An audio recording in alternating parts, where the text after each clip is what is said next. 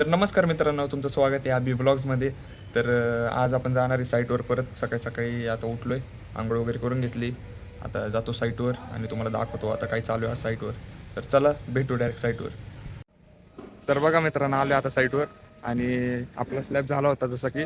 तर गाळे वगैरे बांधलेत, कारण ते पाणी ठेवण्यासाठी नाही का, म्हणजे असं पाणी साठून राहतं तिथं.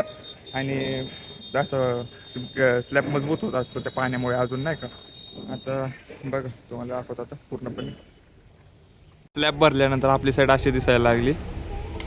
म्हणजे प्लेटा वगैरे आत्ता तर अजून नाही काढत, कारण स्लॅब अजून मजबूत नीट नाही आहे. त्यामुळं प्लेटा कमीत कमी 10-12 दिवसांनी काढतात, असं आउटर आहे.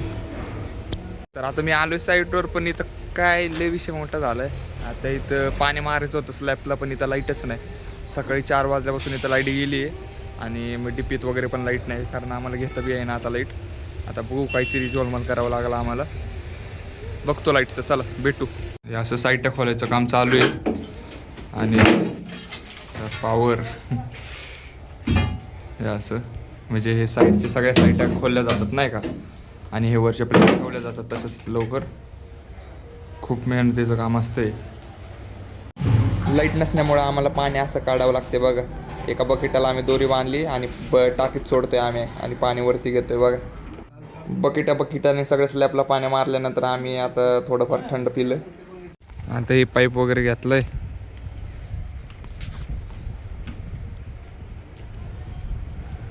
आम्ही जुगाड करून घेतलाय पाईप वरती. हे जिन्यातून घेतलाय नाही का, दुसऱ्या कॉलनीतून पाईप घेतला आता वरती. आता पाणी बिणी मस्तपैकी वारतो, कारण स्लॅबला सारखं पाणी मारावं राहावं लागतं. नाही तर स्लॅब जेवढं पाणी नाही मारलं तेवढं कच्चा होत जातो. आणि 3-4 दिवस तर मोजून पाणी मारावंच लागतं स्लॅबला जास्तीत जास्त, कारण 5-6 दिवसानंतर स्लॅब पाणी घ्यायला चालू करत नाही, म्हणजे पूर्ण सेट होऊन जातो.